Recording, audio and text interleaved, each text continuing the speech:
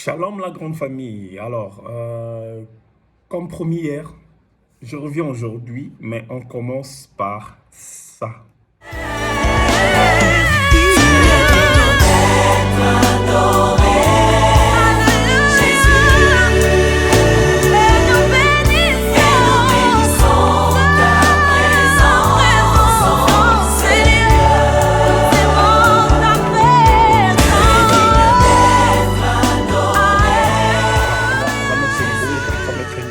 Nous sommes en 2010, je devais me rendre à Libreville avec le vieux Koulmatopé pour une série des prestations. Il s'est fait qu'un soir, je lisais ma Bible et je suis tombé sur, si je ne me trompe pas, Psaume 93, qui parle du trône de Dieu de Dieu qui est revêtu de sa majesté et que son trône était établi dès les temps anciens. Je me suis retrouvé comme si j'étais dans un milieu où on était ensemble avec des personnes que je ne connaissais pas et on était en train de chanter.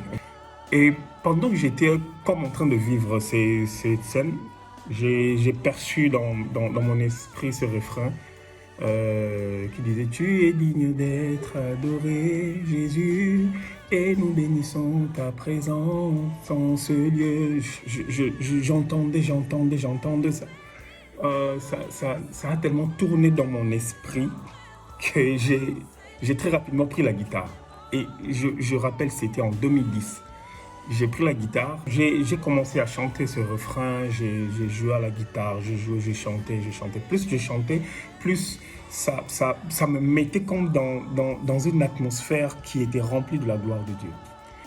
Et moi, je ne cesse jamais de dire que le problème n'est pas l'inspiration, le problème c'est d'être connecté pendant que Dieu rend disponible quelque chose dans l'atmosphère. Ce jour-là, je pouvais être en train de faire autre chose, mais j'ai juste senti dans mon cœur, j'ai senti cela dans mon cœur que j'avais comme besoin, premièrement, de lire la parole de Dieu. Et pendant que je lisais, je me suis connecté à l'esprit de cette parole que j'ai été en train de lire. Et au moyen de l'esprit, j'ai pu percevoir exactement ce que Dieu voulait transmettre en ce moment-là. Donc, c'est un peu ça l'histoire de ce chant. Et je signale qu'en ce moment-là, il y avait même pas intention d'aller en studio, de faire un album. Parce que généralement, on a comme l'impression que Dieu nous donne des chants pour des albums ou pour des singles. Comme pour dire que lorsque tu reçois un chant, ça a deux objectifs. Le premier objectif, c'est d'abord pour que tu le chantes pour Dieu. Dieu voudrait que tu chantes ce chant-là pour lui. Quand tu es dans sa présence, quand tu es dans un moment d'intimité avec lui. Mais le deuxième objectif, c'est pour ta propre édification d'abord. Donc voilà un peu. Après, c'est le projet de l'album qui est venu parce que si vous entendez bien, vous allez entendre la voix d'une merveilleuse sœur avec qui on a chanté ce chant, la sœur Rachel Aniemé, qui vit maintenant aux États-Unis, que je salue. J'ai senti dans mon esprit que ça devait être avec elle qu'on devait chanter ça. Et elle a donné le meilleur d'elle. Donc voilà.